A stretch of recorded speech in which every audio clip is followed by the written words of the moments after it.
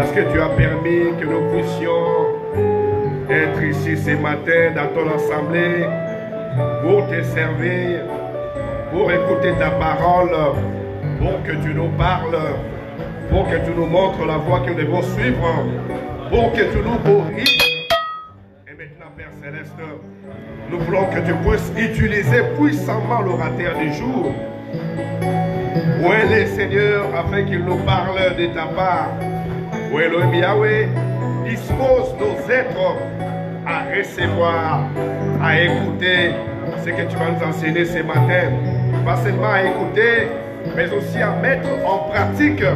Parce qu'il est écrit, vous les mettrez en pratique mes paroles. Seigneur, nous voulons que tu sois au milieu de nous. Parce qu'il est écrit, là où deux ou trois sont réunis autour de ton nom, tu es là. Oh Seigneur, nous voulons que tu restes avec les frères et les sœurs qui sont encore en cours de route, afin qu'ils se joignent à nous et qu'ensemble nous puissions t'adorer. Permets Seigneur que nous ayons un culte spécial aujourd'hui.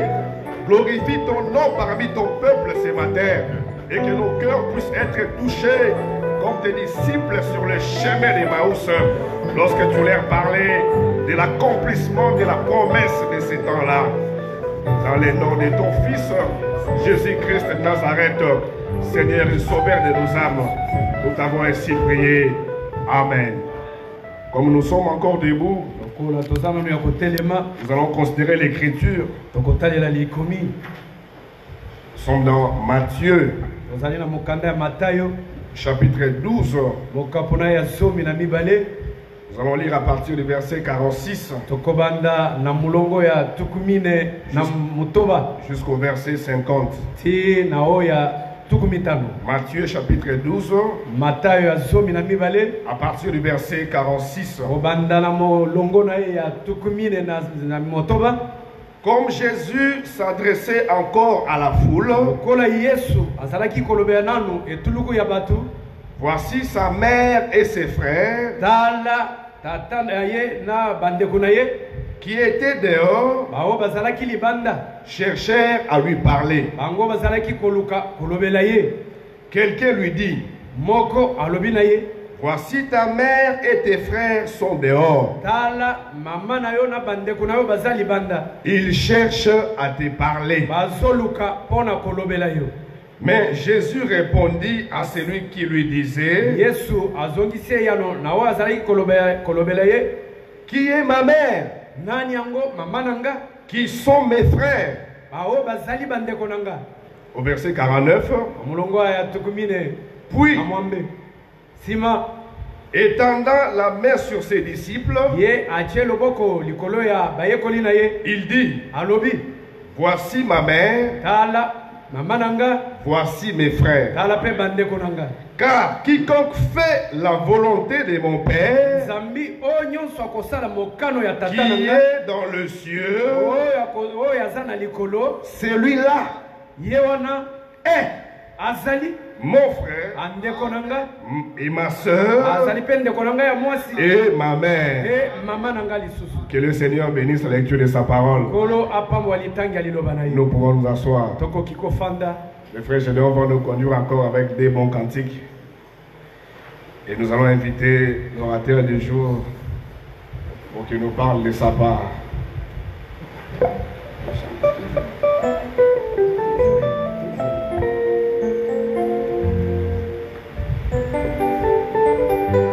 Page 59, première partie, cantique 169.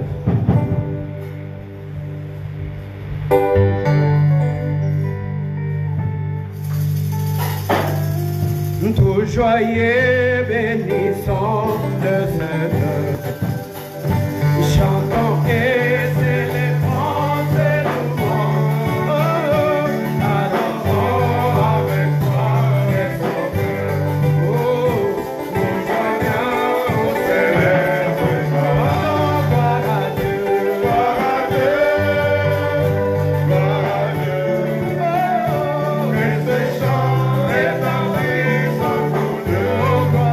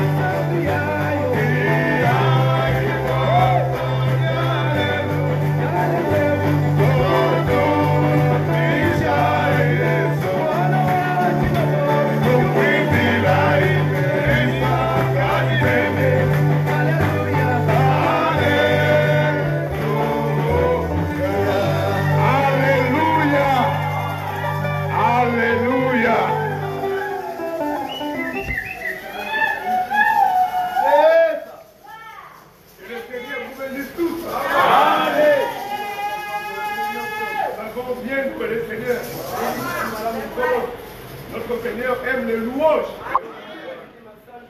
C'est ainsi qu'il faut les louer. Nous avons déjà considéré l'écriture. Qui est commis? Oh, Nabao, Baouti, Kokoma. C'est dans Matthieu chapitre 12. Nous avions lu à partir du verset 46.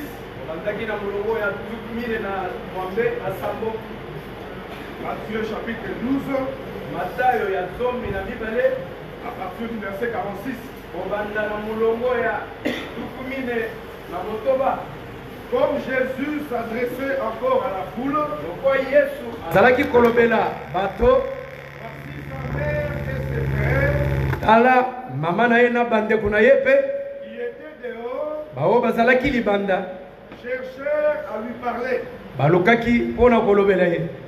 Quelqu'un lui dit, Moko Alobinaye, voici ta mère et tes frères sont dehors. Tala, Mama Nayo, Na Bande Kunayo, Bazali Banda, Ils cherchent à te parler. Bazoluka, Pona Kolobela. Mais Jésus répondit à celui qui lui disait, Yesu Zongisi, et Anonao, Azalaki Kolobanaye, qui est ma mère Nani Yango Mama Nanga, et qui sont mes frères? Bande Kunanga Pe Bazaba Nani, Puis, Sima, étendant la main sur ses disciples, Talisi Lobo Kolikolo, Yabaye Kolinaye, et il dit, Pe Alobi, voici ma mère Tala, Mama Nanga, et mes frères. Pe Bande Kunanga, Au verset 50, Amulongo Atuku Mitano, car quiconque fait la volonté de mon Père qui est dans le cieux, Sala Mokano, ya Tata Nanga Wazana Likolo, celui-là O Wana, est Azali, mon frère Ndekonanga, et ma soeur Pe Ndekonanga ya Mwasi, et ma mère. Pe Mama Nanga Pe. Que Dieu bénisse la lecture de sa parole. Zambé apambo alitangi alilobanaye, L'heure est déjà avancée. ngongese pusani, Nous allons inviter notre bien-aimé frère Benelli okobenga ndeko na biso bieneli, qui va nous parler de la part du Seigneur. akolobela biso ma matali nkolo. Bon appétit.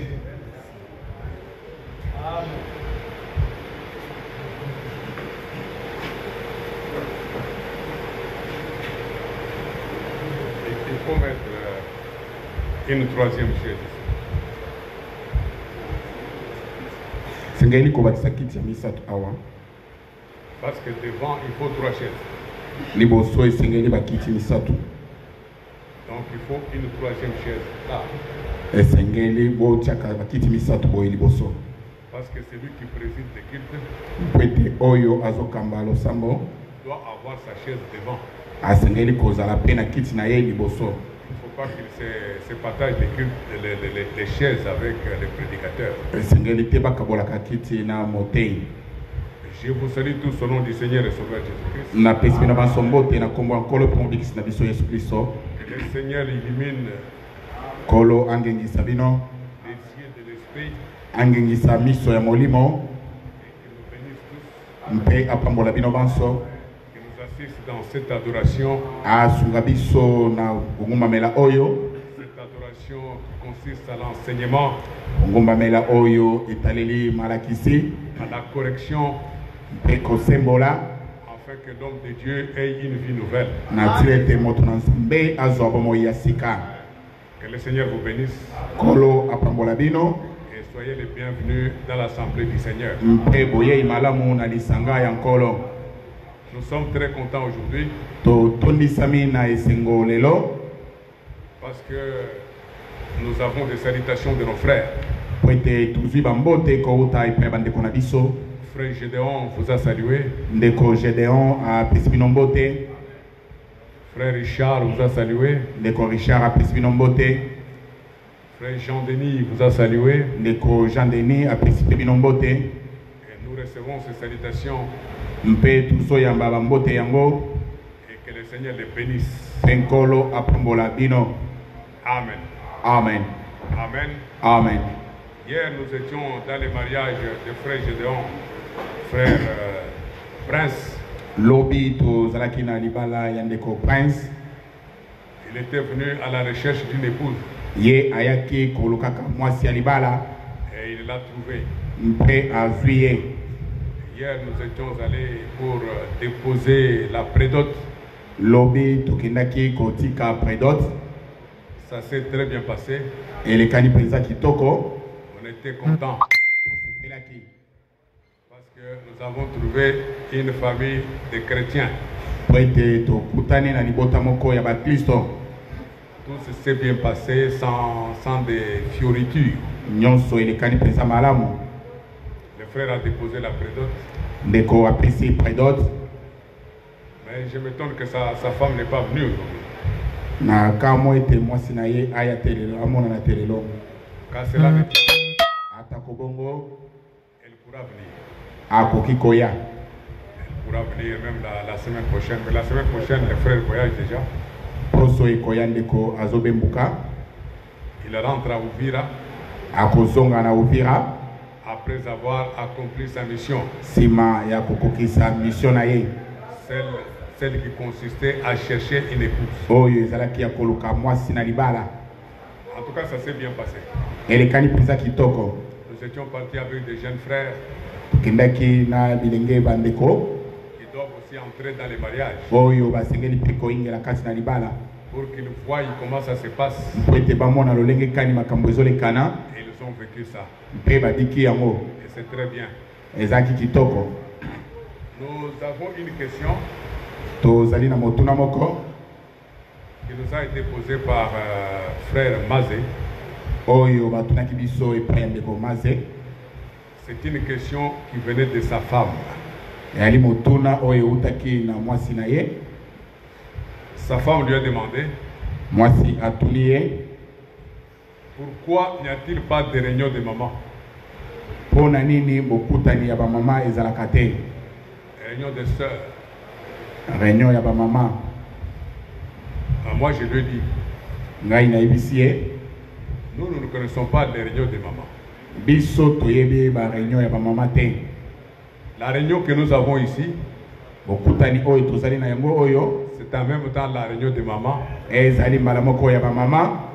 C'est en même temps la réunion de papa. Et c'est aussi la réunion des enfants. Nous ne connaissons pas les réunions de maman.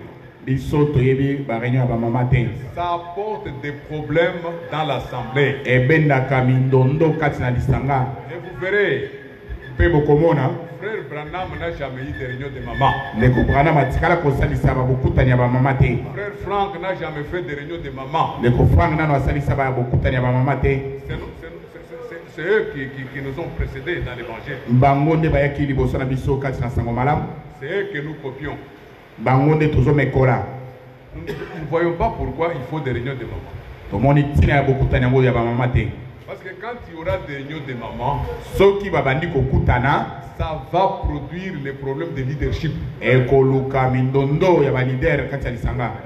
se tirailler. Ils vont se haïr.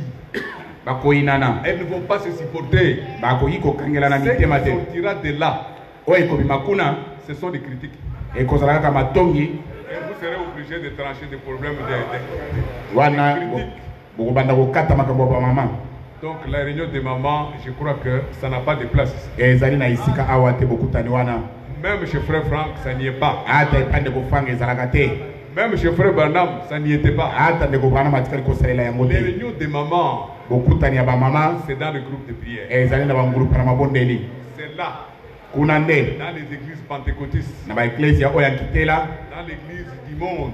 C'est là qu'il y a les réunions de maman. Dans les églises catholiques. Les églises protestantes.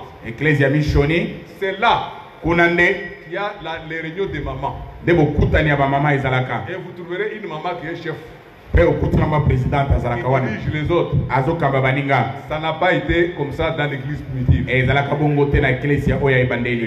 pas été comme ça dans l'église de Frère Bernard. Que la femme prenne la prépondérance et qu'elle enseigne les autres femmes. Non. Elle et les autres femmes doivent être enseignées de Dieu. Elles doivent être dans l'assemblée pour écouter la parole. Un point, un trait. Donc je crois que Maz a compris. Na banzete de kwazue yano. La fête de réunion de maman, ce n'est pas ici.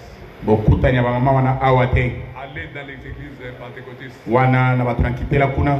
C'est là où vous trouverez ça. Na bangulu pana mabonde ni de bokuta Les yango. problèmes qu'il y a là-dedans, Kasi ni kambo eza kuna na kati. c'est des problèmes inextricables. Zali kambo yokoki kolimbola te. Parce que les femmes ne peuvent pas se mettre à 2 ou à 3 pour faire quelque chose. Basi bakoki kosangana te pona kosala eloko. Il y aura toujours des tiraillements. Kobendana ekozala kaka. Vous avez compris? Je crois que vous avez compris. Na banzi boyoki. Hier encore, Lobi lisusu. nous avons fait connaissance de notre frère Amissi. To Mettez-vous. sali boyebani na ndeko na biso amisi. Merci, mettez-vous. Matondi okoki kofanda ndeko. C'est le grand frère du père de Gédéon. Azali tata kulutu ya ndeko Prince Gédéon. Et nous étions partis avec lui à la cérémonie des dot. Tokendaki na ye na milulu wana ya kopesa misolo. Mais avant la cérémonie, Yambo ya milulu wango. quand nous étions à la maison, Tango tozalaki na ndako. nous avons un peu parlé avec lui. Tosololaki moke na ye. Je lui ai demandé s'il priait. Na tunaki ye soki azalaki kosambela. Il m'a dit que oui, il prie. Andimi iyo abondelaka. Il prie chez Mutombo Kalombo au ministère. Amen. Ye azobondela na ministère amen kuna. Ah, moi je dis c'est une bonne chose. Ngana bisi ezali eloko moko malamu. Mais qu'est-ce qu'on vous apprend au ministère? Amen. Kuna bakolakisa bino nini? Ah non, on vous apprend comment avoir le Saint-Esprit. Bazolakisa biso lolenge kani kozwa molimo mosantu. Comment parler en langue. Boni koloba na bankota ya sika. Moi je dis, je crois qu'on ne vous apprend pas la chose réelle. Ngana bisi na banzete bakolakisa bino eloko ya solo présente. Parce que la chose réelle aujourd'hui, Pwete eloko ya solo lelo. c'est l'aujourd'hui de Dieu. Ezali lelo ya Nzambe. Qu'est-ce que Dieu fait en votre temps? Nini yango Nzambe akosala na tango na bino? Qu'est-ce que Dieu fait aujourd'hui? Nzambe akosala nini lelo? La parole de la promesse. Liloba na elaka. C'est ça qu'on nous apprend aujourd'hui. Yango nde bakolakisa biso lelo. Est-ce que vous en trouvez sur le ministère? Amen. Ezalaka kuna na ministère amen. Alors lui il m'a posé une question. Ya tuninga mituna. Vous êtes de quelle tendance? Bino bozali ya tendance ni. Moi j'ai dit non, nous avons cru au message d'un prophète. Ngana ebise biso tonimi sango ya mosakoli moko. Ce prophète ça, là c'est William Marion Branham. Mosakoli wana azali William Marion Branham. Nous avons cru à son message. Tondimi sango na ye. Nous sommes entrés dans ce message. Tokoti kati na sango yango. Mais William Branham est mort. Kasi William Branham akufa. Le message n'est pas mort avec lui. Sango ekufi elongo na yete. Le message continue. Sango ezokoba. Et nous sommes dans la continuité du message. Tozali na bokobi ya sango. Avec frère Ewald Frank Nandeko Ewald Frank d'Allemagne. oyo ya Allemagne. Alors il me dit, Ayibisi ngai. j'ai quitté les branhamistes. Ngai na tika ba branamiste. J'avais commencé là-bas. Na bandaki kuna. J'ai quitté Na longwa. parce que les branhamistes Pete ba branamiste. enseignaient que Bazaki kolakisa ete. Ève, Ève. ce qu'elle avait mangé, ce n'était pas mangé, mais elle avait une grossesse du diable. Oyo aliaki ezaki bomati kasi akumbaki semi ya zabolo. Elle disait que les branhamistes disent ça. Abiete ba branamiste basolo balolenge wana. Il n'est pas d'accord. Wana ya zonde mate. Ève avait mangé un fruit. Abi Ève aliaki pamplemousse. Moi j'ai dit, oh, tranquillement. Ngai na uzala na kimia. C'est très bien. Ezali malamu. C'est parce que vous avez écouté les branhamistes. Ezali pwete bino ke kolanda ba boyoki ba branamiste. C'est ça. Likambo wana. Vous avez écouté les branhamistes Yo yoki ba branamiste. et ils vous ont dérouté. Pe ba tanguisio na nzela. Il faut écouter le Seigneur Jésus-Christ. Esengeli koyoka nkolo Yesu Kristo. Parce que les branhamistes, Pwete ba branamiste ils ne sont pas chrétiens. bazali ba Kristo te. C'est ça. C'est ça. Les branhamistes ne sont pas chrétiens. Ba branamiste bazali ba Kristo te. Ils sont des branhamistes. Bazali ba branamiste. Mais nous sommes des chrétiens. Biso tozali ba Kristo. Mais Amen. nous écoutons le message de Branham. Kasi tozoyoka sango ya William Branham. C'est ça la différence. Bokeseni nde yango wana. Il a commencé à saisir. Abandi kosimba. Je lui dis, Na ebisi ye. rentrons au commencement.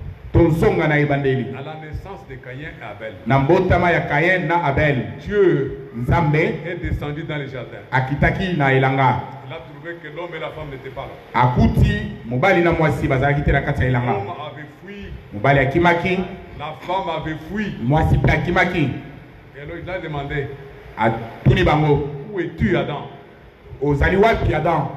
J'ai entendu votre voix dans le jardin. Abi nayoki mongongo na yo kati na elanga. Je me suis caché. Na keiko batama. Je me suis caché. Na batami. Parce que je suis nu.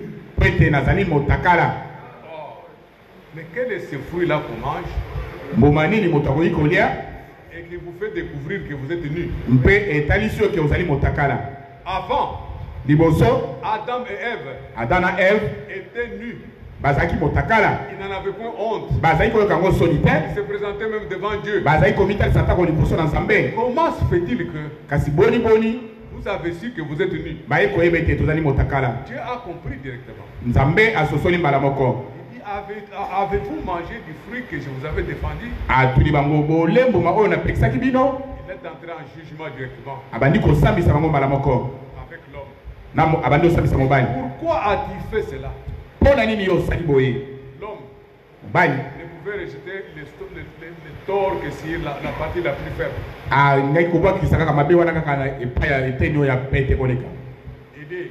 Alobi. C'est la femme que tu as mise à côté de moi. Ezali mwasi oyo chepembeni na ngai. Là, il accusait Dieu directement Wana funi Nzambe mbala moko. d'avoir mis la femme à côté de lui. Ete ache mwasi pembeni na ye. La femme que tu as mise à côté de moi Mwasi oyo chepembeni na ngai. m'a donné Oyo pesi ngai. et j'en ai mangé. Apesi ngai pe na lei. Le Seigneur se fâche. Kolo asirike. Il demande à la femme. Atuni na mwasi. Pourquoi as-tu fait cela? Pona nini yo sali boye? La femme répond. Mwasi ayanoli. Écoutez là où son intelligence Yoka epai wapi mayele na ye. était suscitée. Mayele na ye botamaki wana. Parce que c'était un homme très intelligent. Boite asaki kelamu moko ya mayele kole. C'était l'ancien prêtre. Azali sango ya kala. Il est vraiment intelligent. J'ai senti même en parlant avec lui. Na yoki yango na kosolola kana ye. Maintenant, quand la femme a dit le diable m'a séduite, Tango mwasi alobeti zabolo azimisi ngai. je lui ai dit arrête-nous. Ngana ebisi totele mananu wana. Le diable Zabolo va séduire la femme akei kozimisa mwasi pour lui donner une pomme. pona kopesa ye pomme to pamplemousse. Non. Tete. On ne peut pas séduire une femme pour la donner la pomme. Bakoki koseduire mwasi pona kopesa ye La pamplemousse. séduction Kozimisama est attachée au sexe. ekangami na sexe. C'est ça. Le mot séduction Elobeli wana kozimisama c'est attaché au sexe. ekangami na sexe. Le diable m'a séduite Zabolo azimisi ngai et j'en ai mangé. pe na le yango. Au diable. Il dit, mais il n'a pas demandé au diable pourquoi tu fais cela. Pe Nzambe atuni Zabolo te pona nini osali boye. Parce qu'il sait qu'il était dans son travail. Po ete ayebaki ete Zabolo ye aza na mosala na ye. Il était présent. Azalaki wana Il a répondu présent. andimi ngai oyo. Dieu a dit au diable. Nzambe alobi na Il n'a Zabolo pas posé une question. atuni motuna te. Il a dit, tu ramperas Alobi okotambola sur ton ventre. na libumu na yo. Le diable avait des pieds. Zabolo azalaki na makolo, Le diable avait des mains. azalaki pe na maboko, Le diable marchait. azalaki kotambola. Mais quand Dieu l'a maudit, Kasi ntango Nzambe alakeli ye mabe, le diable est arrivé comme ça. abandi kotambola na libumu. Il s'est tourné à l'homme. Abaluki epai ya mobali. Toi, Yo la terre sera maudite à cause de toi. mabele ekolakelama mabe na ntina na yo. C'est ta force, la sueur de ton front, Ezali na motoki na yo que tu en tireras la nourriture nde okozwa bilei tous les jours de ta vie. mikolo nyonso ya bomoi na yo. Parce que l'homme ne suit pas pour manger. Mobali azotoka te mpona kolia. L'homme souffre Mobali amona pasi pour manger. mpona kolia. Mais à la femme, il a dit, Na mwasi alobi puisque tu as fait cela, po ete yo osali boye j'augmenterai la douleur de tes dents. nakobakisa bampasi ya mino na yo tete. Il n'a pas dit ça. Alobi bongo te. Non, il a dit, j'augmenterai la douleur de ta bouche. Abi nakobakisa pasi ya monoko na yo tete. Vous voyez que vous dites non.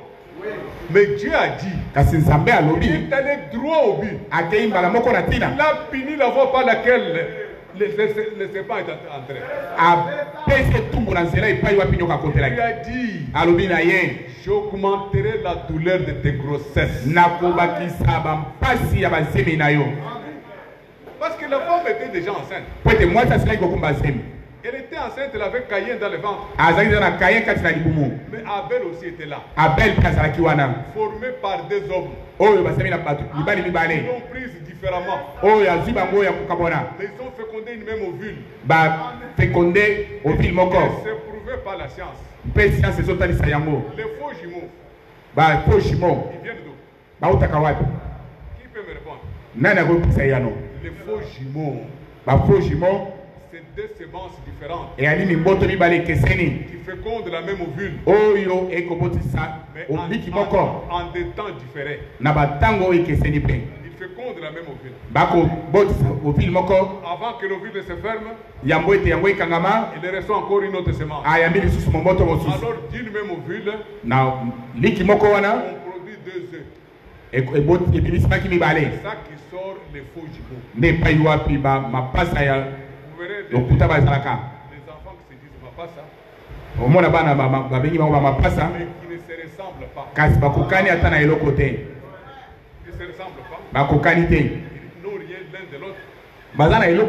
Mais quand c'est la même semence qui féconde la même ovule en un temps et produit de fruits. En même temps, alors ça produit de vrais jumeaux. C'est ça. Et lui-même a dit oui, scientifiquement c'est prouvé. Je comprends ça maintenant. Moi je lui ai dit, mon frère, tu dois prendre ton lit et marcher. Amen. Parce que là, tu as réussi la guérison. Le voile qui était sur toi est enlevé. Alors tu dois prendre ton lit. Marcher. Marcher dans la vérité. Venez à l'assemblée. Écoutez la parole. Au fur et à mesure que vous écouterez, le Seigneur vous éclairera. Et voilà. Il est venu à l'assemblée. Nous avons fait un travail formidable. Parce que nous avons amené une âme à la parole. Je lui ai dit, dans notre assemblée, nous avons des frères qui sont partis du ministère Amen. Qui étaient des grands. Ministère Amen. Mais quand ils ont compris notre son de cloche, ils ont dit non, non. Ils ont laissé tout tomber. Et ils sont l'un d'eux, il est là. Il est là. Amen. Il est là. Mettez-vous mon frère. Donc, au ministère Amen. C'est des gens qui soutenaient le ministère. C'est des gens qui étaient dans le ministère. Mais là, il suffit seulement qu'ils écoutent le son de cloche. Ils se sont fait une opinion. Ils ont dit non. Nous marchons. Nous marchons avec la nouvelle tendance. Nous marchons avec la nouvelle opinion. Parce que c'est celle-ci qui est porteuse du lendemain. C'est celle-ci qui est porteuse de bonheur en Christ. Amen. Amen. Amen. Amen. Et amen. Amen. Vous êtes contents, n'est-ce pas? Amen. Nous avons fait un travail. Un travail difficile. Que notre frère ami soit béni. Au nom de Jésus-Christ. Amen. Amen. Nous commençons. Je vais prendre un peu. Je vais prendre tout ce qu'on a dit au courant de la semaine. Résumé. On nous a dit de très bonnes choses. avec biso biloko moko kitoko. Ah non, c'était très bon. Zali pesa kitoko. Frère David là, Ndeko David nous a tenu en haleine. akangi biso pesa. Nous a enseigné de très bonnes choses. Alakisi biso biloko kitoko pe na pete. Mais je commence ici. Na bandeli awa. Romains 11. Baloma mokapo ya zomi na moko. Romains 8. Romains 8. Baloma mokapo ya mwambe. Le verset 11. Molongo ya zomi na moko. Romains 8, verset 11. Romains 8, 11. Si l'esprit de celui qui a ressuscité Jésus-Christ d'entre les morts habite en vous, Soki molimo ya oya sekwisi Kristo kati na bawei evandi kati na yo. celui qui a ressuscité Christ d'entre les morts Oyo asekwisi Kristo kati na bawei rendra aussi la vie akokomisa pe bomoi. à vos corps mortels Akopesa pe bomoi na banzoto na bino ya kufa. passe par son esprit Na nzela molimo na ye qui habite en vous. oyo evandi kati na bino. Prêtez-moi attention. Boyo kamela pesa malamu. Ici, Awa on ne parle pas de la résurrection des morts. bazolobela liseko na bawei te. C'est ça que je vais vous faire comprendre. Nde yango nalingi bososola pesa malamu. On ne parle pas de la résurrection des morts. Bazolobela liseko na bawei te. Ici, Awa on parle de la transmutation. bazolobela mbongwana ya nzoto. Vous voyez ça? Moni yango On parle de la transmutation. bazolobela mbongwana. Parce qu'on parle des corps mortels. Pete bazolobela na banzoto oyo ya kufa. Un corps mortel, Nzoto ya kufa c'est le corps d'un vivant. ezali nzoto ya mutu azala bomoi. C'est ça. Amen. Un corps mortel, Nzoto ya kufa c'est le corps du vivant. ezali nzoto ya mutu azala bomoi. C'est pas le corps des morts. Ezali nzoto ya mowei te. Les morts, on les appelle les morts en Christ. Bawei bakobenga bango bawei kati na Mais Kristo. quand on appelle un mortel, Soki balobi moto akokufa c'est un vivant. azali moto azala bomoi. C'est à celui-là qu'on parle. Na ye nde bazolobela. C'est à lui qu'on dit ceci. Elingi koloba bazoloba boye. Si l'esprit Soki molimo de celui qui a ressuscité Jésus-Christ d'entre les morts, ya oyo asekwisi Yesu Kristo kati na bawei. si cet esprit-là habite en vous, Soki molimo wana evandi kati na yo. c'est lui qui a ressuscité Jésus-Christ Oyo asekwisi Yesu Kristo d'entre les morts, kati na bawei. rendrait aussi la vie Ye akopesa pe bomoi à vos corps mortels na nzoto na yo oyo ya kokufa ya par kufa. son esprit qui habite en vous. Na nzela ya molimo na ye oyo evandi kati na bino. Ici, Awa il ne s'agit pas de la possession du Saint-Esprit ezali likambo ya kozwa molimo mosantu te. que nous recevons à la nouvelle naissance. Oyo tozozwa na mbotama ya sika. Quand nous écoutons la parole de la promesse, Tango toyoki liloba na elaka nous naissons de nouveau, tobotami sika. le Saint-Esprit est en nous. Molimo mosantu ezali kati na biso. Mais ce n'est pas cet esprit-là. Kasi ezali molimo wana te. Ce n'est pas cet esprit-là qui nous rendra la vie à nos corps mortels. Ezali molimo wana te nde kopesa bomoi na banzoto na biso akufa te.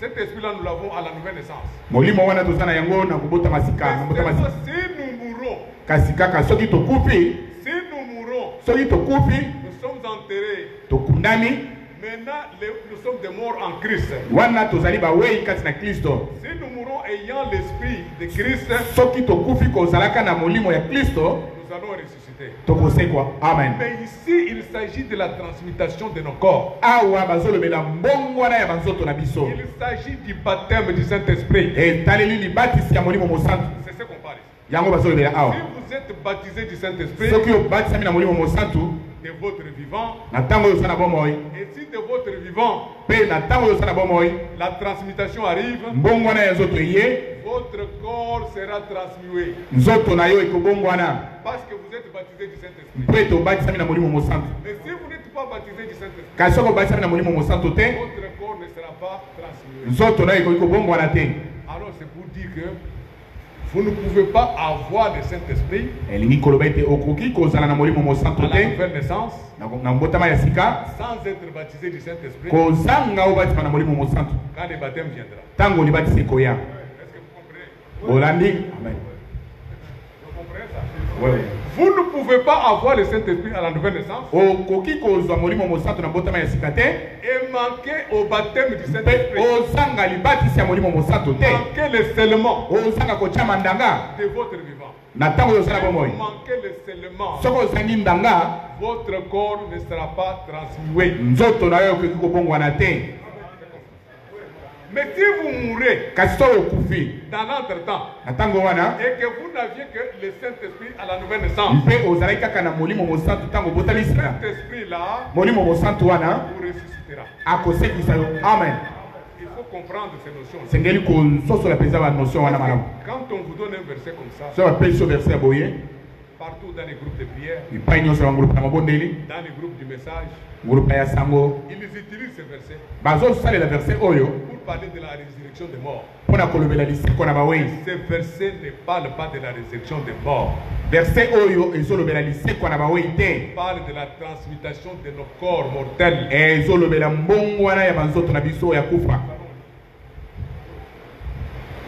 Nous allons lire frère Franck dans les retours.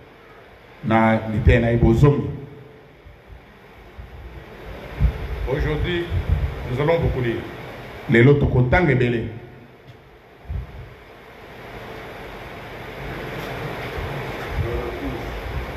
Oui, les retours.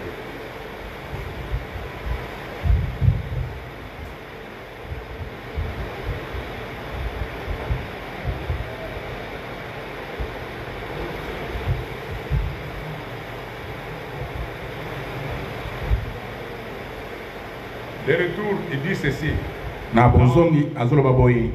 Dans la partie, la condition. La condition. C'est lui qui veut expérimenter la transmutation. Suivez très bien.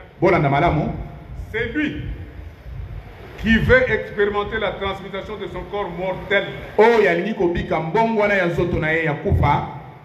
Doit porter en lui-même la divine puissance de l'incorruptibilité. La divine puissance de l'incorruptibilité.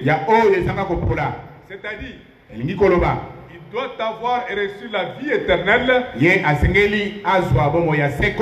par les moyens d'une nouvelle naissance véritable. Il doit être scellé du Saint-Esprit en qui vous avez espéré. Ayant entendu la parole de la vérité, l'évangile de votre salut, auquel aussi, ayant cru, vous avez été scellé du Saint-Esprit de la promesse, qui est les arts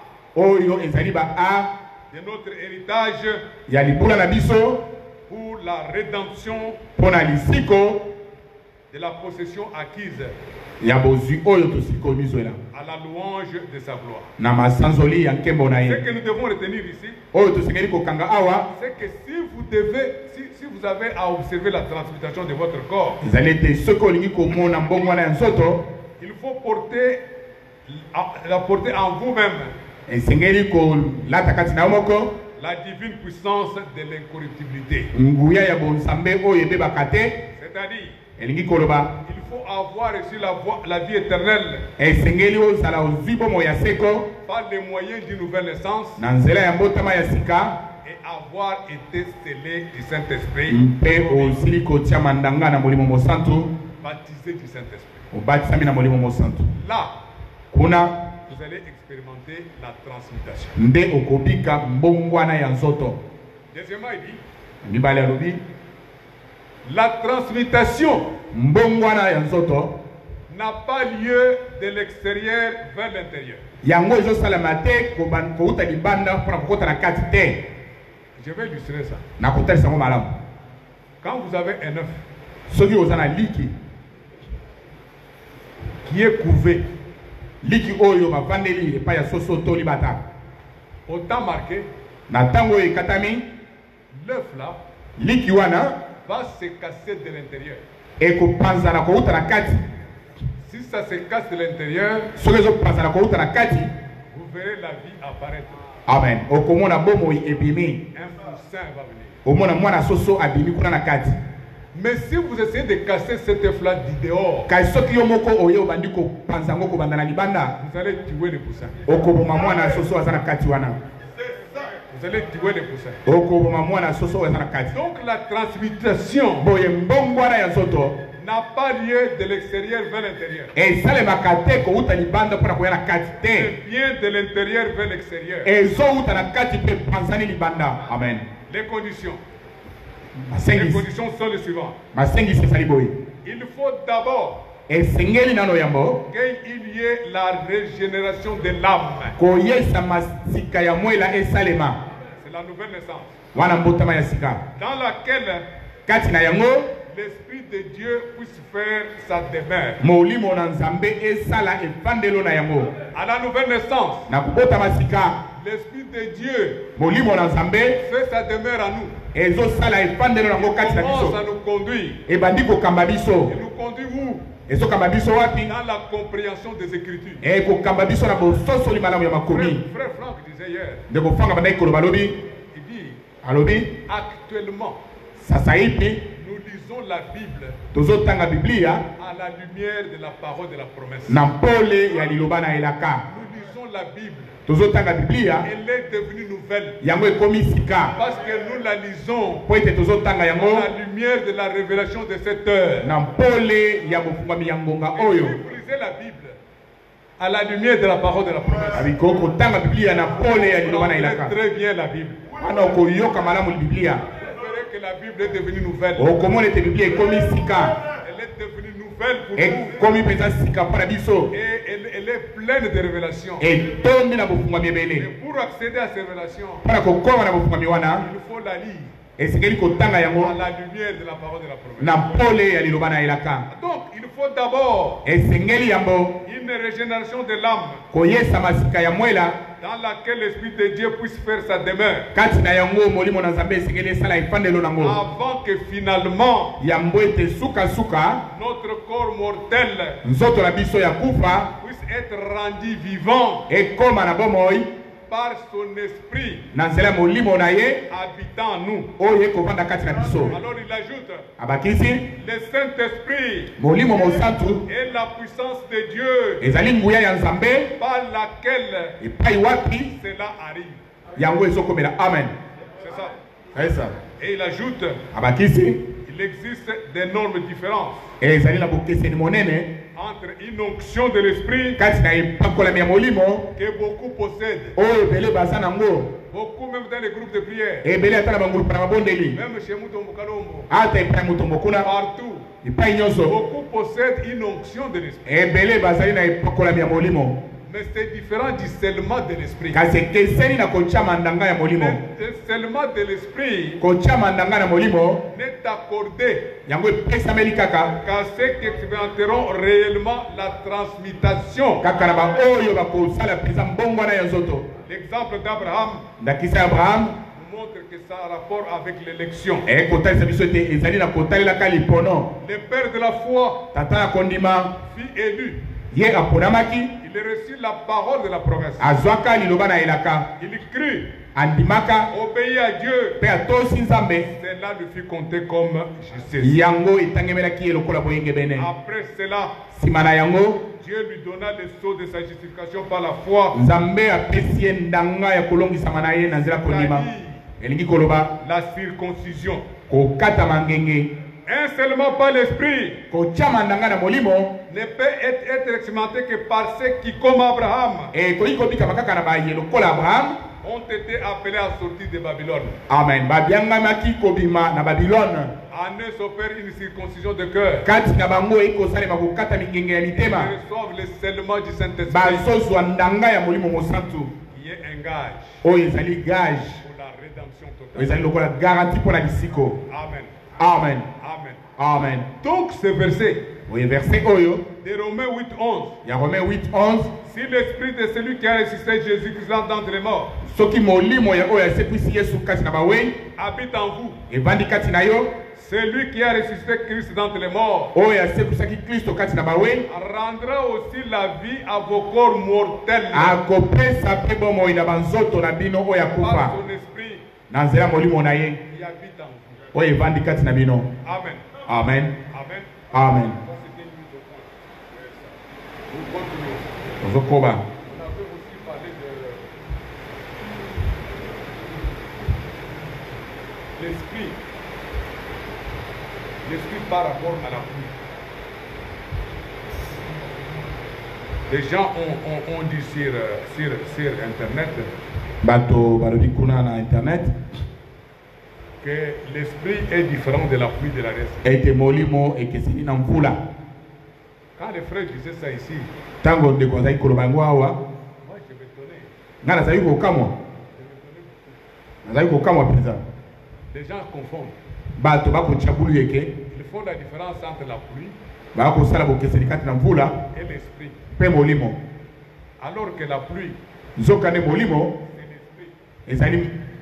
Nous allons prendre la lettre 30. Vous allez voir que la pluie, c'est l'esprit.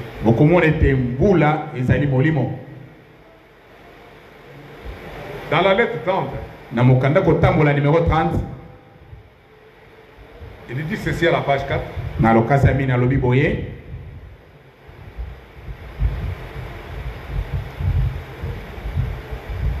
Il dit d'abord la page 4, il dit après avoir reçu un appel pour sortir, nous sommes maintenant confrontés à la plus grande tâche de tous les temps. Quelle est cette tâche? C'est le véritable défi de cette heure. Il s'agit d'opposer un refus total à tout ce qui ne vient pas de Dieu, tout ce qui ne vient pas de sa parole, tout ce qui ne vient pas de son esprit, afin que Dieu puisse se servir de nous pour faire quelque chose. C'est ce qu'il a dit dans la lettre 24. Nous devons opposer un refus total à toute expérience qui n'est pas en rapport avec l'expérience originale de la Pentecôte et à ses répercussions. Nous devons opposer un refus total. Frère Franck dit, c'est le véritable défi de cette heure. Les gens nous disent qu'ils sont baptisés du Saint-Esprit. Mais cependant, ils sont opposés entre eux. Nous voyons les gens de l'Ipen. Ils sont opposés à ceux de Lingwala. Ceux de Lingwala sont opposés à ceux de Rigini. Ceux de Rigini sont opposés à ceux de Limete. Et ainsi de suite. Ils sont baptisés du Saint-Esprit. Nous devons refuser. Même s'ils sont devant nous. Nous devons dire non. Vous n'êtes pas baptisés du Saint-Esprit. Parce que les différentes tendances religieuses montrent que le baptême du Saint-Esprit n'a pas encore eu lieu. Ce qui a lieu aujourd'hui, c'est le Saint-Esprit qui nous conduit. C'est lui que Jésus avait soufflé sur les disciples. Recevez le Saint-Esprit et vous comprendrez les Écritures. Nous avons reçu ce Saint-Esprit et nous comprenons très bien les Écritures. C'est pourquoi nous opposons un refus farouche à tous ceux qui disent qu'ils sont baptisés du Saint-Esprit mais ne le sont pas. Vous pouvez trouver deux assemblées. Une assemblée comme celle-ci. Elle se divise. Les autres commencent à venir prier le matin. Les autres viennent prier le soir. Mais les deux assemblées là sont baptisées du Saint-Esprit. Est-ce que vous avez déjà vu ça? Non. Tous les deux ne sont pas baptisés du Saint-Esprit. Parce que s'il y avait une assemblée baptisée du Saint-Esprit, elle devait se comporter comme comme la mère devant Salomon. Et sengela qui est saloko la maman liboso Salomon. On disputait son enfant. Bazai ko wela na mwana na ye. Salomon a dit. Salomon alobi. Je vais trancher ça selon ma sagesse. Na kokata yango ko landisa bwanya na ngai. Amenez-moi l'enfant ici. Boya na mwana wana awa. Amenez-moi l'épée. Pe boya na mupanga. Tenez l'enfant. Bosimba mwana. Je vais le diviser. Nazo kabona ye. Donnez une partie à cette maman. Na pesa iteni ndambo epa mama oyo. Cette autre. Ndambo mususu na mususu. Mama mususu. La mère qui était la mère de l'enfant. Mama oyo azaki mama ya mwana. Son cœur a saigné. Motema etangi makila. Son cœur a saigné. Motema na etangaki makila. Non. Alobi tete. Vous ne pouvez pas faire ça au roi. Bokoyi kosala boye te Prenez mokonzi. cet enfant. So mwana wana. Donnez-le lui. Pesa ye. C'est comme ça. Ezali boye. C'est comme ça qu'il devait faire. Nde bongo basengaki kosala. Que l'assemblée ne se divise pas. Lisanga ekabwana te. Comme ils veulent nous battre. Lokola balingi kobeta biso. Alors, prenez cette assemblée, donnez-la leur. Bozwa lisanga bopesa bango. C'est le manque de l'esprit. Wana eza kozanga molimo. Ils ne sont pas baptisés du Saint-Esprit. Babatisa na molimo La santo. mère a pleuré. Mama wana alelaki. Son cœur saignait. Motema na ye kotanga makila. Non, non, moi je préfère perdre. Abinga na ngina bungisa. Mais que l'enfant soit vivant. Mwana azana bomoi. Salomon a regardé. Salomo atali. Prenez l'enfant de lui. Aibozwa mwana wana bopesa mama oyo. C'est Ye nde. elle qui est la mère de l'enfant. Ye nde mama ya mwana oyo. L'autre ici, Mususu oyo c'est une usurpatrice. azali muyibi. Donnez-le là. Bopesa ye mwana na ye. C'est ça le Saint-Esprit. Nde molimo mosantu yango wana. Vous sentez que le cœur saigne. Oyoka ete motema ezotanga Vous makila. sentez que non, moi, que je perde moi. Ete ngai nabungisa. Que l'autre gagne. Moninga aganye. C'est le cœur qui saigne. Motema ezotanga makila. Non, non, le cœur n'a pas saigné. Motema etangi makila te. Au roi, divisez l'enfant. Mokonzi kabola ye. Divisez l'enfant, que nous ayons notre assemblée le matin. Kabola ye tozala na tour tongo. Que eux aient leur assemblée. Bango bakoma tour à midi. Honte à eux. Soni na bino. Honte à eux. Soni na bino. Ils se disent baptisés du Saint-Esprit. Oyo bakomi benga batisami na molimo Ils mosantu. ne le sont pas. Babatisami Ils te. ne sont même pas conduits par l'Esprit. Bakambami ata na molimo te. Ils sont le Saint-Esprit dans leur deuxième sphère. Baza na molimo mosantu na itando na bango ya mibale. Deuxième sphère. Na itando ya C'est mibale. le Saint-Esprit qui est partout. Wana nde molimo mosantu azali pai nyonso. Dans les groupes de Na bangrupa na mabondeli. c'est une onction. Ezali Dans la epakolami. deuxième sphère. Na itando ya mibale. Mais quant au scellement du Kasi Saint-Esprit, mpona kochama na ngai ya molimo si mosantu. nous sommes scellés ici, Soki biso tochami nous ndanga awa. sommes les seuls à être scellés. Amen. Tokozala biso moko nde kochama ndanga. C'est ça. Nous serons les seuls Tokozala biso moko. à être scellés du Saint-Esprit. Ya kochama ndanga na molimo Parce mosantu. que ça, c'est l'esprit qui entre dans l'âme. Mpete wana ezali molimo ezokota kati na mwela. Ce n'est pas l'esprit qui entre dans l'esprit. Ezali molimo ezokota kati na molimo te. L'esprit entre dans l'âme. Ezokota kati na mwela. C'est ça. Frère Franck dit ceci. Ndeko Franga zoloba boye. Nous allons lire la lettre 21. Totanga mokanda kotambola numéro 21. La lettre 21.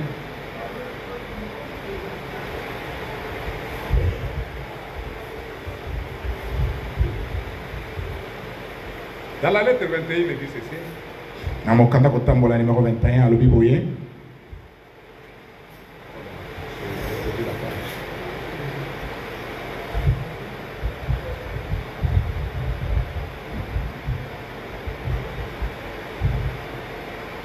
Il dit,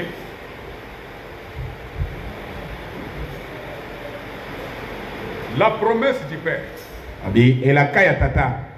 le baptême du Saint-Esprit, Libatisi ya molimo mosantu. dont le Seigneur a parlé, Oyo nkolo Yesu alobeli. c'est la bénédiction des premiers-nés. Ezali lipamboli ya babotami na yambo. Chaque croyant Mondimi nyonso a droit azali na ndingisa à cela na yango. depuis la première prédication de la Pentecôte. Kobanda lite yambo oyo kitela. Ce n'est pas seulement la création, Ezali kaka bokelite.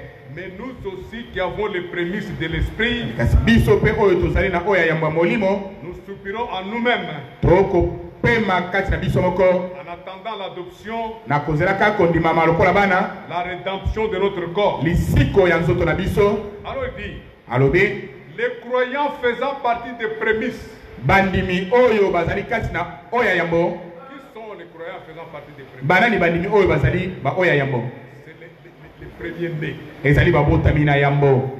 C'est ceux qui sont nés de nouveau. Ezali ba babotami sika. Ce sont les premiers-nés. Bazali babotami na yambo. Ils font partie des prémices. Bazali kati na oyo ya yambo. Ils sont premiers-nés comme Jésus-Christ. Bazali babotami na yambo lokola Yesu Kristo. Christ était le premier-né. Kristo azali mobotami na yambo. Dans les groupes de prière, Na bangulupa na mabondeli. on chante. Bayembaka. Oh, Yaya Yesu. Bayembaka ye Yaya Yesu. Yaya Yesu. Yaya Yesu. Kolona biso. Yaya. Donc on l'appelle Yaya. Bakobenga ye Yaya. Non, non. Te? Jésus n'est pas notre Yaya. Yesu azali Yaya na biso te. Non, non, nous sommes des frères. Tozali bandeko. Nés d'un même père. Tobotami na tata moko. Notre père c'est Dieu. Tata na biso ezali Il Nzambe. est né aussi de Dieu. Ye abotami na Nzambe. Et nous, nous sommes nés de nouveau de Dieu. Biso pe tobotami sika na Et Nzambe. nous formons une famille. Wana tosali libota moko. Étant nés de nouveau. Kosilaka kobotama sika. Nous formons une famille. Tozosala libota moko. Une nouvelle famille. Libota moko ya sika. Plus que notre ancienne famille. Koleka libota na biso ya Parce kala. que c'était une famille charnelle. Po ezaki libota ya nzoto. Nous étions nés de la chair. Tobotamaki na nzoto. Mais quand on est de nouveau, Tango obotami sika. on sort de cette famille charnelle. Olongwela libota wana ya nzoto. On est de Dieu. Obotami na Nzambe. On est Amen. les prémices. Tokomi ya yambo. On est les prémices. Tozali ya yambo. On est les premiers-nés. Tozali babotami na yambo. Alors il dit, Alobi. ah, je retrouve la page.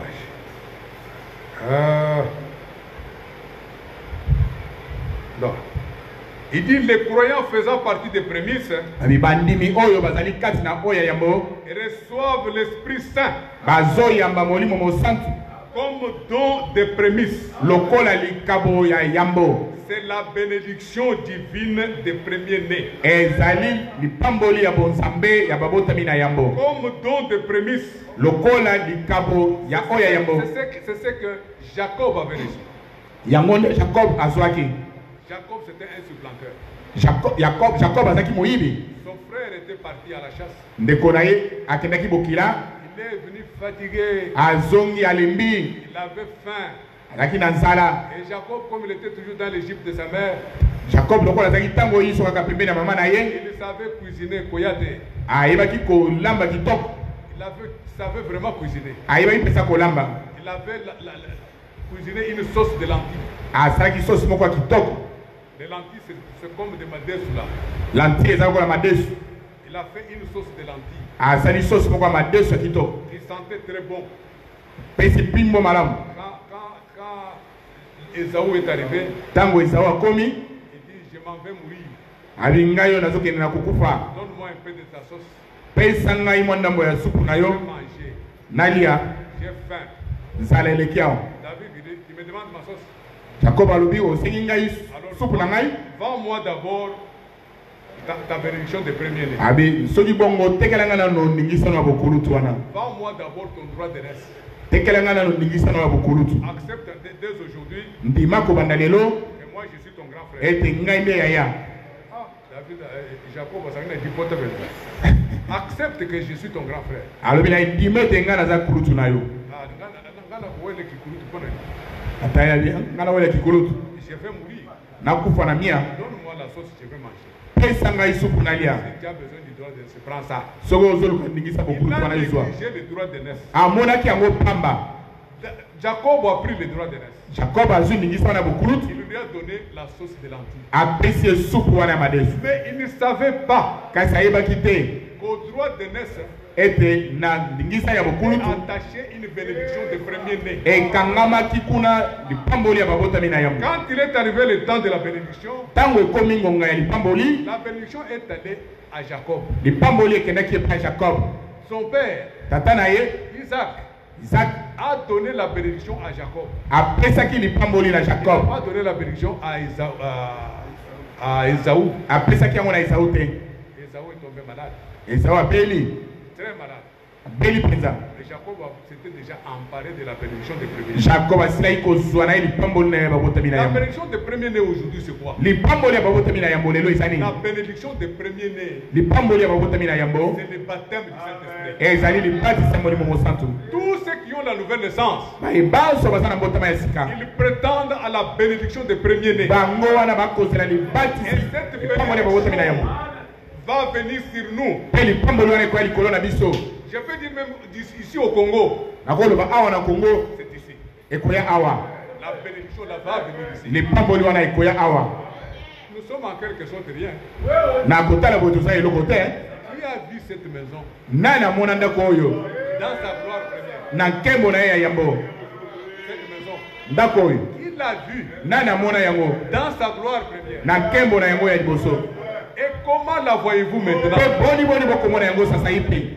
N'est-ce pas un rien à votre vue? Ezali pamba te na miso na bino. Vous la voyez comme rien. Boko mona yango lokola pamba. Contre toutes les assemblées. Lokola masanga nyonso. Quand vous comparez l'assemblée d'Idioka, Soki otali sango na lisanga oyo ya 14 000 personnes. Shekina kuna.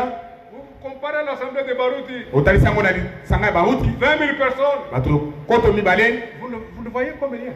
Bozo mona te ke bino boza pamba. C'est rien à vos yeux. Ezali pamba na miso na bino. Cette maison aussi, c'est rien. Ndako ezali pamba. Mais j'ai dit, Kasi nzambe alobi. j'ai branlé la mer et le sec. Nakoningisa mbuna bisika bikauka. Je branlerai le ciel et la terre. Nakoningisa lola pe mabele. La gloire de cette maison aussi Nkembo ya ndako oyo. sera le double de la première. Ekozala mopiko mibale na oyo ya liboso. C'est dans ces lieux que je m'établirai. Na esika oyo nde nakozongisa. Le Seigneur a promis, Alaki. il va le faire. Amen. Akosala Il yango. va le faire avec vous. Akosala yango na biso. Ah, soyez vraiment dans la joie. Bozala pesa kasi na Le esengo. Seigneur va le faire. Akosala yango. Et nous serons bénis. Pe tokopambwama. Amen. Amen. Amen. Amen. Alors il dit, Alobi. les croyants faisant partie des prémices Bandimi oyo bazali kati na ba oya yambo. et reçoivent le Saint-Esprit comme don des prémices. Bazo yamba molimo mosantu lokola likabo ya ba oya yambo. C'est lui Yende qui a réellement la plénitude de l'Esprit, oyo azali pesa na litondi ya molimo. verra aussi Ye wana komona pe lisusu. les mêmes répercussions surnaturelles de cet événement. Bambano moko moko koleka likolo ya biki wana. Nous pouvons dire Tokoki koloba à ce sujet dans 1 Corinthiens 12 et 14. na tina moko tokoki kotanga na tina mokonza oyo na 1 Corinthiens 12-14. Il ne s'agit pas d'une foi rationnelle à la parole, Ezali kondima moko te ya mayele kati na liloba. mais d'une réelle possession de ce que Dieu a promis aux siens. Amen. Kasi ezali kozwa solo na oyo nzambe alaki. Bien qu'à Golgotha, Malamu ata kuna na Golgotha. une rédemption de portée éternelle ait été accomplie, Lisiko moko ya seko ekokisamaki. nous attendons maintenant la réaction définitive, Tozozela sika wa réaction ya suka. c'est-à-dire la transmutation de nos corps mortels. Elingi koloba mbongo wana ya bazoto na biso ya kufa. Tandis que nous sommes dans cette tente, Na tango tozana nokati na ema oyo. nous gémissions accablés. Tokolela tokangami. Nous voulons non pas nous dépouiller, Toyebi komi présenter. mais revêtir, Tolingi kolata. afin que ce qui est mortel Na tinete oyo ezali ya kufa. soit englouti par la vie. Emelama kati na bomoi. Et celui qui nous a formés pour cela, Oyo asali biso pona yango. c'est Dieu. Ya nzambe. Amen. Il nous a donné les arts de son esprit. Yenda pesi biso di bundeli ya molimo na ye. Alors il dit ceci, Alobi boy. tous ceux qui ont le droit de naître, Baye banso bazana ningisa kokulutu. c'est-à-dire tous ceux qui sont nés de nouveau, Elingi koloba baye banso babotami sika. ils reçoivent Bazoyamba la promesse du Père, elaka ya tata. la bénédiction du premier-né. Lipamboli ya babotami na yambo. De la même manière qu'elle eut lieu Na lolenge moko yango esalemaki. au sein du christianisme original, Na kati ya bokristo oyo ya ebandeli. les jours de la Pentecôte, Mokolo ya nkitela. et par la suite, Mpe na nsima. l'esprit et les gages, Molimo les arts, ezali lokola gage. les titres requis, Mpe lokola la batitro esingami. transformation de nos corps. Mpona mbongo wana ya nzoto na biso. Ce qui est arrivé à Jésus-Christ Oyo ekomelaki Yesu Kristo. arrivera aussi à tous ceux qui, en tant que prémisse, lui appartiennent. Amen. Amen. Ekokoma mpe na baye banso bazali lokola ya yambo. Bazali ya ye. Amen. Amen. Il y a beaucoup de choses à lire. Eza na biloko ebele ya kotanga. Et ici, il dit que Awa alobi ete. si vous recevez le Saint-Esprit aujourd'hui, Soki oyambi molimo mosanto lelo. ça doit être comme à la Pentecôte. Esengeli ezala lokola na nkitela. Je vais faire les mêmes choses que Pierre. Esengeli kosala makambo moko lokola Petelo. Pierre, il marchait, Petelo azali kotambola. son ombre guérissait les malades. Elilingi na ye ekokaki kobikisa babeni. Paul marchait, Paul azali kotambola. on imposait les mains sur Paul, on les impose aux malades, les malades sont guéris. Bakoya kotia maboko likolo ya Paul bakei kotia yango babeni Ces babiki. choses-là Biloko wana doivent revenir dans l'église. esengeli ezonga kasi na eklesia. Aujourd'hui, Lelo vous ne les voyez pas. tozo mona yango te. Vous voyez seulement les femmes qui ont sort de miséléguité dans la poche. To mona kaka baso bako bimisa bango ba miséléguité kati na ba. On sort des crapauds dans les ventres. Bako bimisa makorodo na mabumu. On sort de n'importe quoi. Bako bimisa ata konini. Non, non. Te. Mais nous ferons les miracles de la création. To komona bikamo oya bokeli. Les miracles de la création. Bikamo oya bokeli. Quelqu'un qui vient, Moto akoya. qui n'a pas un bras, Azana loboko te. un autre bras pousse. Loboko epimi peza. Il sort. Ebimi. Quelqu'un qui vient, Moto akoya. qui n'a pas une jambe, Azana lokolo te. mais une autre jambe pousse. Omoni peza lokolo ebimi. Les miracles de création. Bikamo ya bokeli. C'est ce que nous allons faire. Yango wana tukosala. Mais nous le ferons en double mesure. Pe tukosala yango na mopiko mibale. Double mesure du commencement. Amen. C'est ça. Donc c'est complet. C'est réglé. C'est complet. Donc nous devons opposer un refus total. Tosengeli koboya peza. À tous ceux qui nous disent des choses non, non, non. Na bayebanso bazolebisa biso ete tobakisami na molimo mosantu. Du Saint-Esprit, nous sommes ceci. Non. Un refus total. Toboya peza. Un refus, nous devons opposer un refus total. Nous prenons la parole du jour. Tozwili liloba ya mokolo. Merci frère pour nous avoir donné. Matondi ndeko mpona likomi. C'est une bonne écriture. Likomi moko kitoko. Nous allons essayer de la disséquer. Tomeka kotundola yango. Nous allons essayer de la disséquer pour comprendre réellement ce que le Seigneur voulait dire. Nous prenons Matthieu 12. Matayo mokapo azomi na mibale. Matthieu 12. Matthieu 12. Matayo azomi na mibale. Verset 46. Molongo ya tukumine na motoba.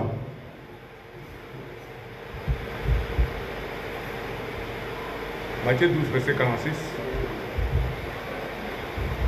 Comme Jésus s'adressait encore à la foule. Lokola Yesu abandaki kolobela nanu bituluku. Voici sa mère Tala ni mama na ye. et ses frères Na bandeko na ye mibali. qui étaient dehors Oyo bazaki libanda. cherchèrent à lui parler. Bazalaka koluka balobela ye. Quelle bonne intention. Intention malamu nini? Vous voulez parler à votre fils. Olingi kolobela ndeko na bino mwana na bino. Mais ne lui parlez pas quand il est dans le champ du travail. Kasi kolobela ye te tango azakati na ilanga musala. Il est dans le champ du travail. Azali kati na ilanga musala. Il est en train de prêcher la parole. Azali kati na kotea liloba. Il est en train de s'occuper des œuvres de son père. Ye akotalela musala ya tata na ye. Vous vous présentez dehors Yo ye yotemi libanda kuna. et vous cherchez à lui parler. Ozolu kolobela ye. Et quelqu'un est entré, Mutu moko pe akoti. un diacre. Jack. Le diacre est entré. Jack akoti. Frère Yone par exemple. Non, diacre Rose, diacre Nankasi, frère Kambo. Ah. Diacre Kambo.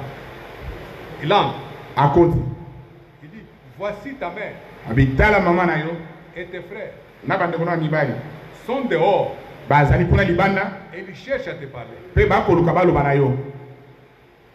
Je dis à celui à celui Yesu asiliki.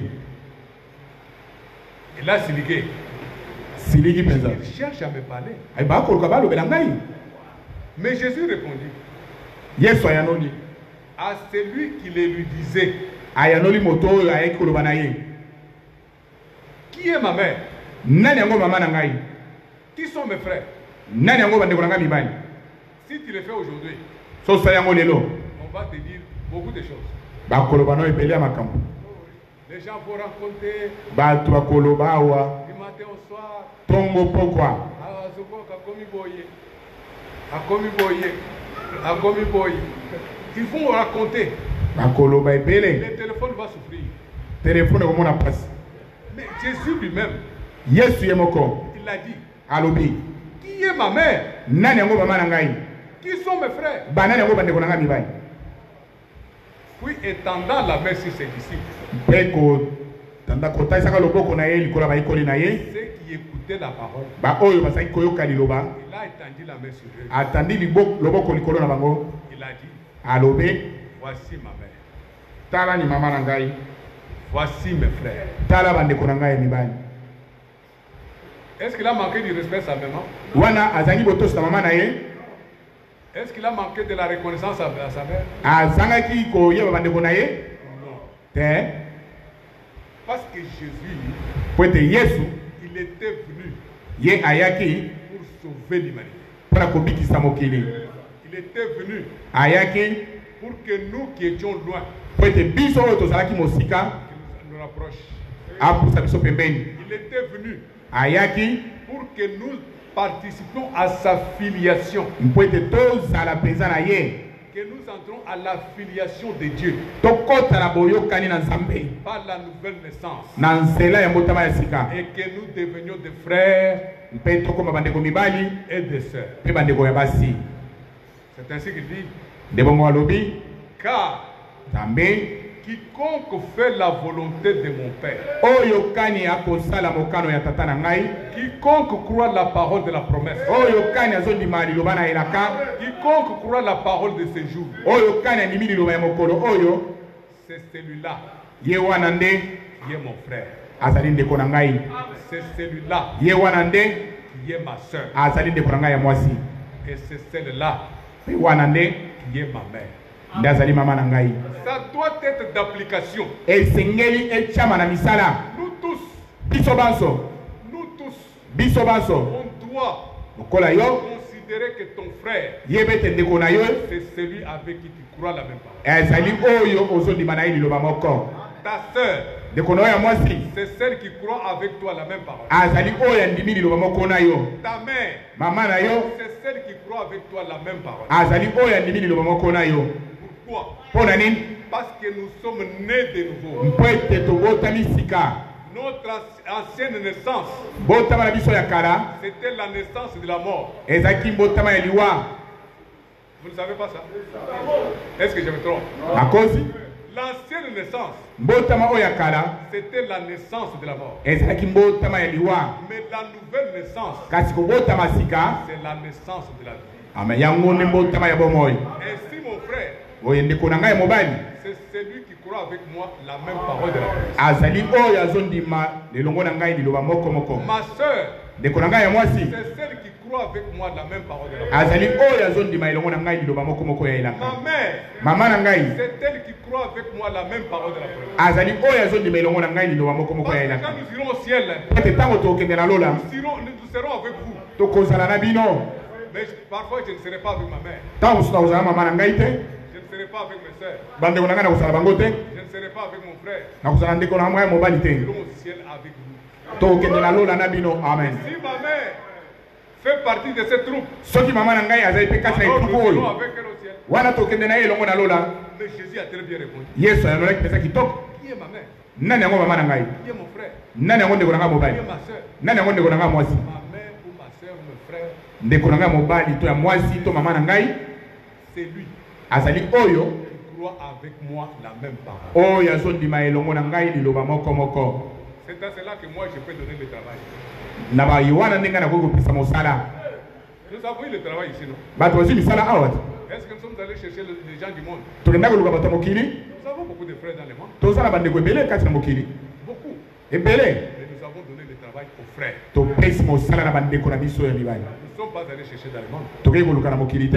Nous avons nos frères dans le monde Tozali na bandeko na biso kati na mokili qui attendent de nous. oyo bakozela na biso. Nous avons nos sœurs. Bandeko na biso ya basi bazali. Mais ceux qui prient ici, Kasi ba oyo bazobondela awa c'est à eux qu'on a donné le travail. na bango nde topesi mosala.